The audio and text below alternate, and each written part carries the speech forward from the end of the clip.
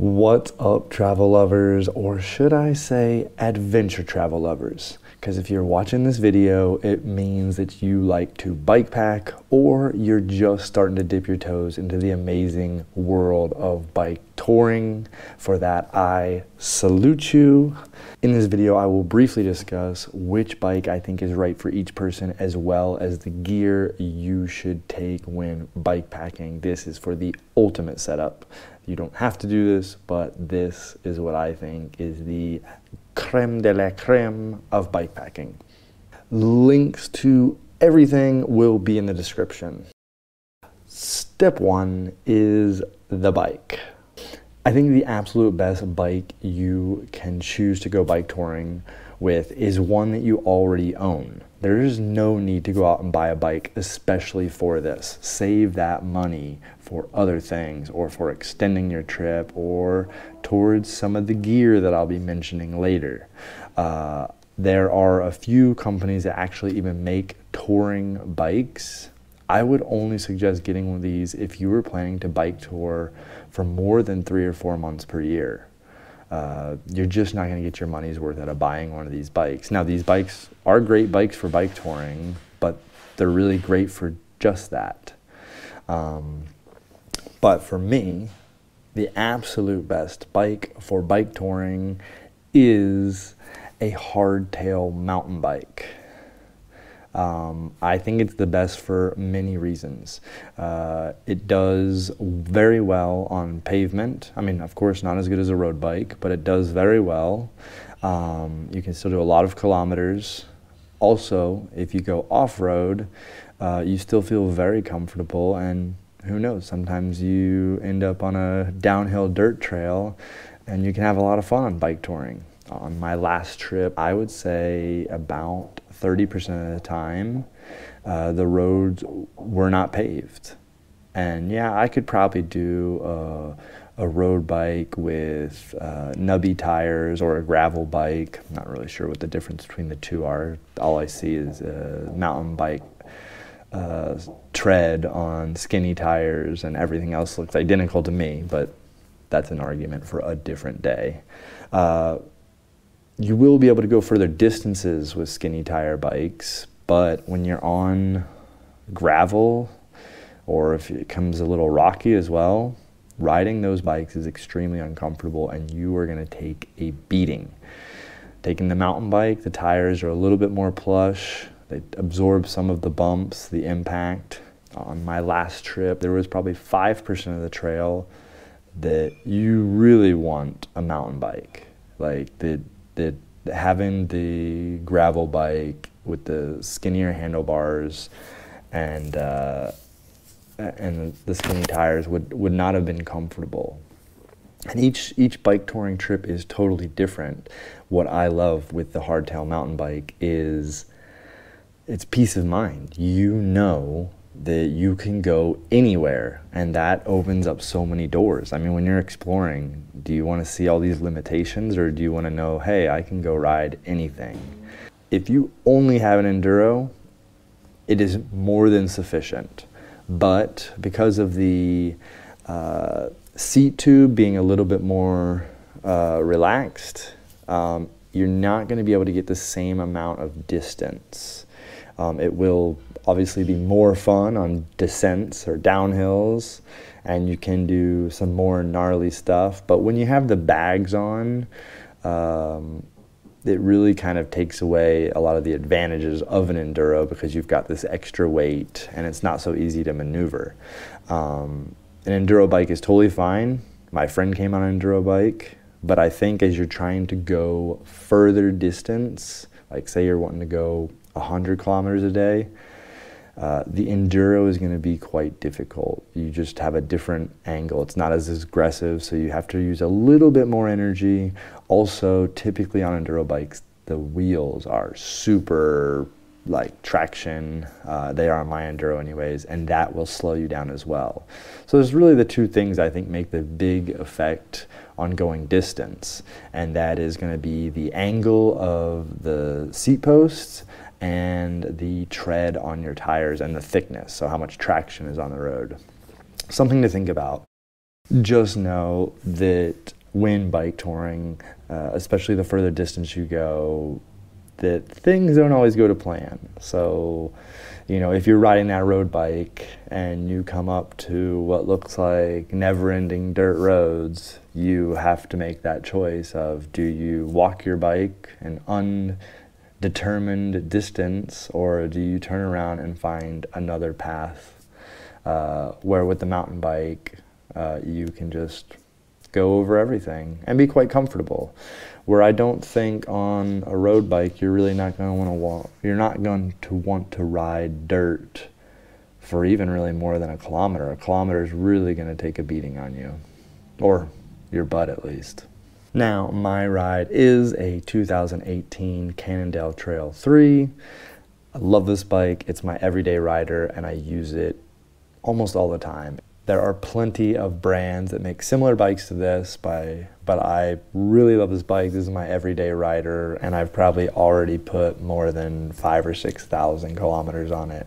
I regularly ride about 100 kilometers. Now, this is with no bags, 100 kilometers on pavement, and I have no issues. It's very comfortable.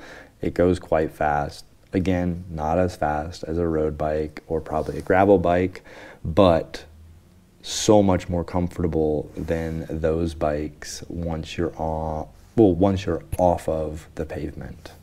For me, the best is a hardtail mountain bike and a 29-inch tires if you're taller than 5'8", or I think 172 centimeters. So if you're taller than that, I suggest 29-inch tires, and if you're shorter than that, 27.5. I personally believe that the bigger wheels are better when doing distance riding. Step 2, bags and equipment. This is the fun stuff. There have been many new innovative gear when it comes to bike packing, and I have my hands on some of the absolute best stuff out. For my ideal setup, I am assuming that you are camping, and I'll show you the gear that I used on my trip from Prague to Vienna, which was a 4-day trip that actually lasted 6 days, 483 kilometers. There is a video already online for this, so please, if you're interested to see what an actual bikepacking trip is like, this is a pretty good example. Or if you just want to come along for the shenanigans, please check out that video. All this gear is from Topeak. There are many brands, so I'm not saying that you should only use this brand. I personally really like this brand because I think they make very well-built products, and you can tell this from the second that you touch the bags and some of the equipment that they make, that, I mean, it's made to last. The products are very innovative and practical. They have multiple uses. And they're normally small and lightweight, which is extremely important when bike touring. Every gram counts, and you will literally feel the difference. Now, their products are not cheap, but they won't break the bank, and as I always like to say, you get what you pay for. So spending a few extra dollars for some high quality gear you'll be thanking yourself, because I don't know if you've ever gone the cheap route and you're on day 2 and wow, the bag's stitching breaks or something like that. That's a nightmare. So I think spending just a little bit of extra money and having a higher quality product, you'll be thanking yourself in the long run. For the most simple setup, I think that these 3 items can make a massive difference, and this is kind of the bare bones budget start. So it's the Topeak mid-loader, the backloader, and the VersaCage, which you can add I think anywhere between 1 and possibly even 4 of these VersaCages on the bike, and just with the setup you can really take a ton of things. The mid-loader is a great bag. It comes in 3 different sizes, 3 liters, 4.5 liters, and 6 liters. Now, I got the 6 liter because I ride an extra large frame, and that that was pretty snug. So unless you ride a very large bike, like extra large or bigger, you're probably going to go with the medium 4.5 liters. But I love this bag. This is a bag also that you can use for your everyday riding. You can fit so much in here. I normally put my rain jacket, sunblock, extra inner tube, my pump, patches.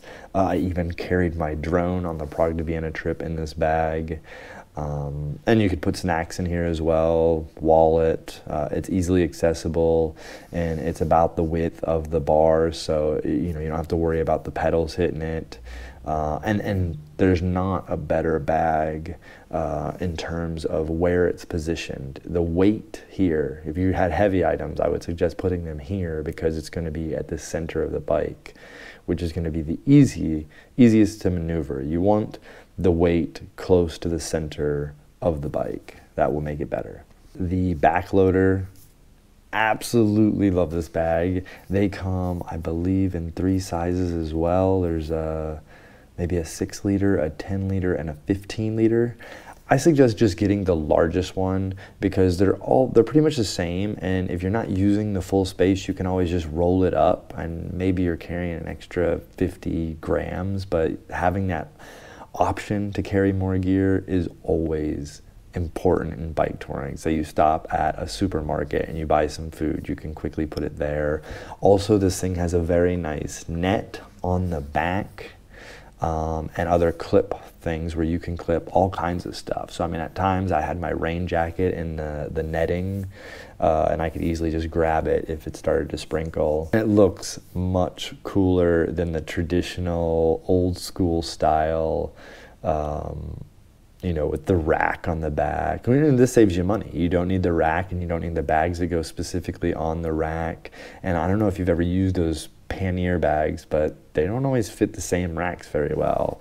And when I rode from across the Czech Republic on my 14-day bike touring trip, those bags sometimes would come unattached, and I have to stop, fix them. Also, getting into those bags was not the best. The great thing too about this is it's waterproof.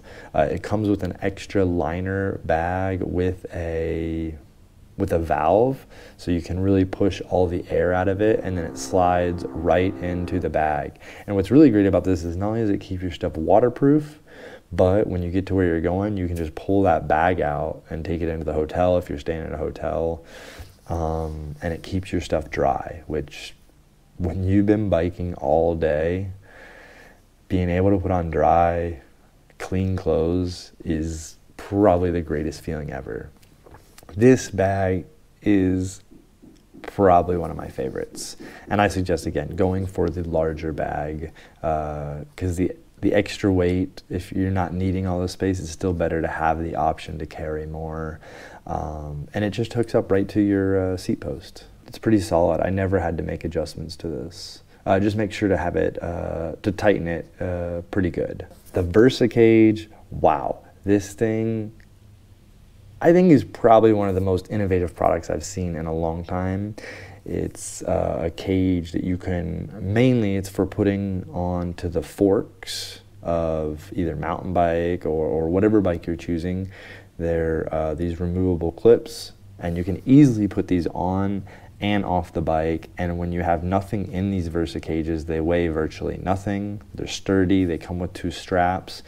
So I definitely recommend putting them on both of the forks. And what's great about having the weight on the forks versus on the handlebar is that it's just easier to maneuver, and the handlebar bags, a lot of times they block, you can't see your front tire, which is not a big deal, but if you're going down something technical, you'll be glad to see that front tire. You can also use one of these Versa cages to carry something like a Nalgene, like where you would have your water bottle, so you can have a much bigger water bottle, which is important when bike touring.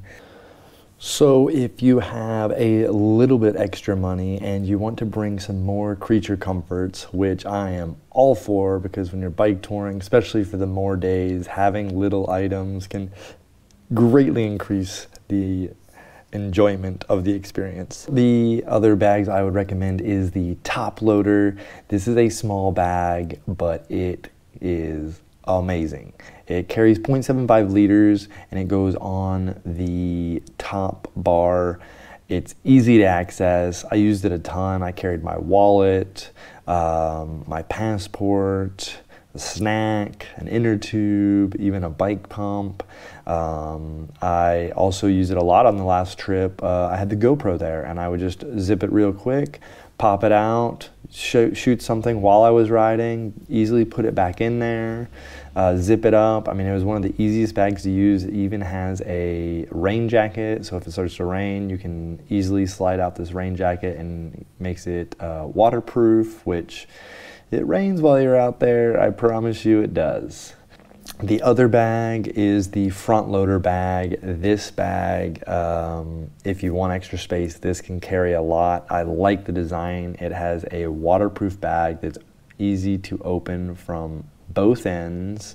Also, this thing has many straps so you can connect other stuff to it, and there's additional hooks so where you could hook even extra stuff.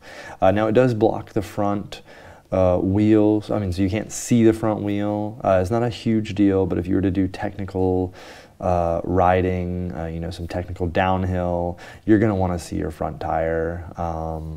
But if you're not, and you need to bring extra space, this bag is one of the best.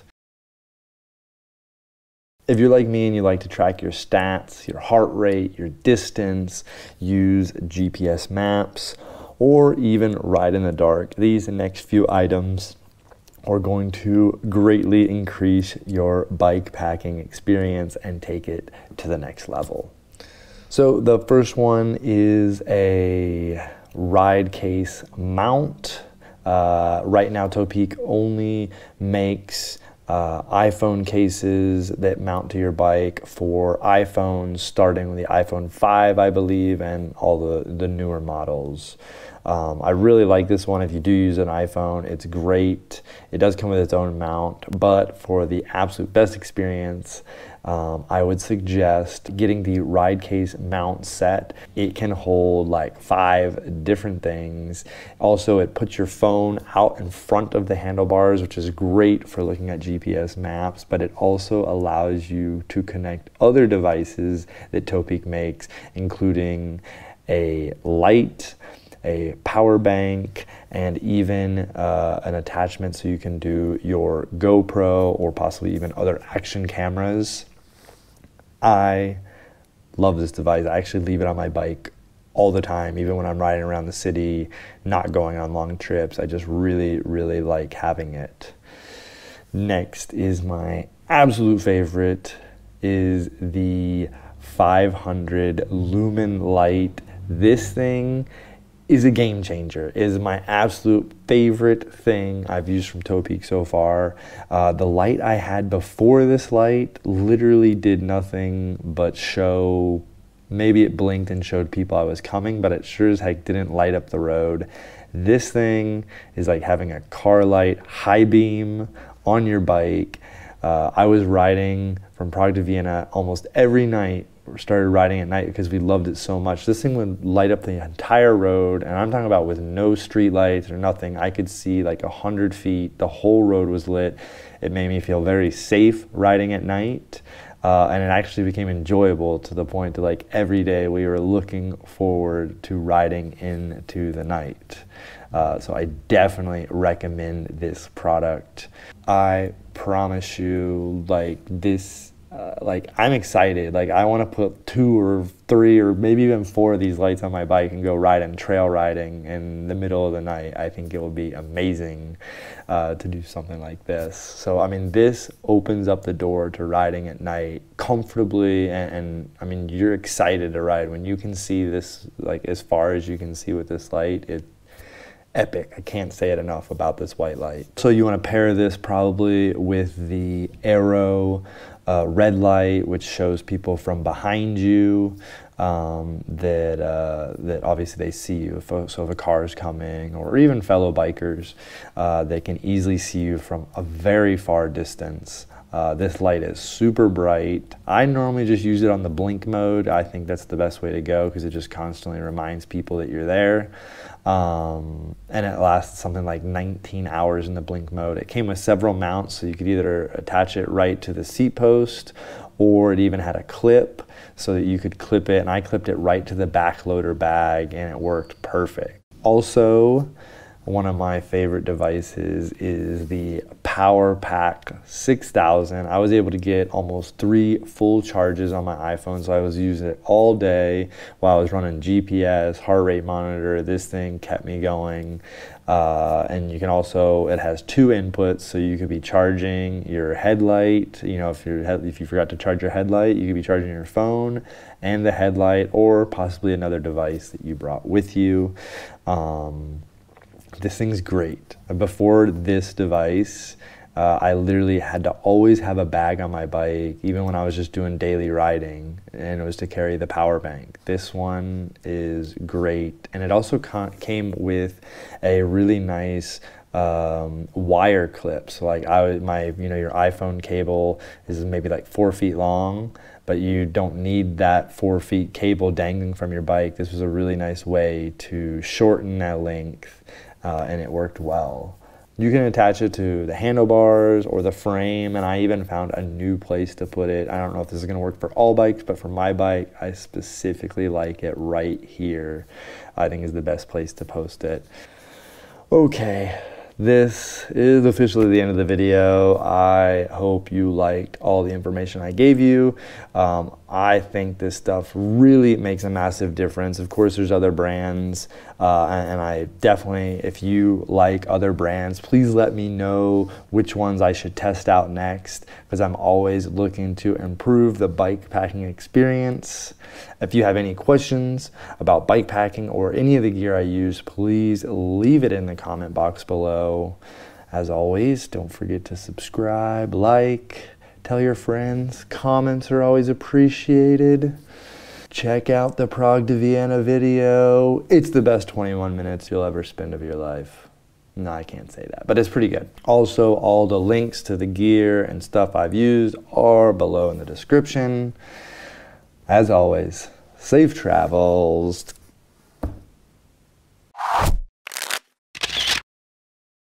Don't leave yet. There's tons of great videos to keep watching. More importantly, did you subscribe yet?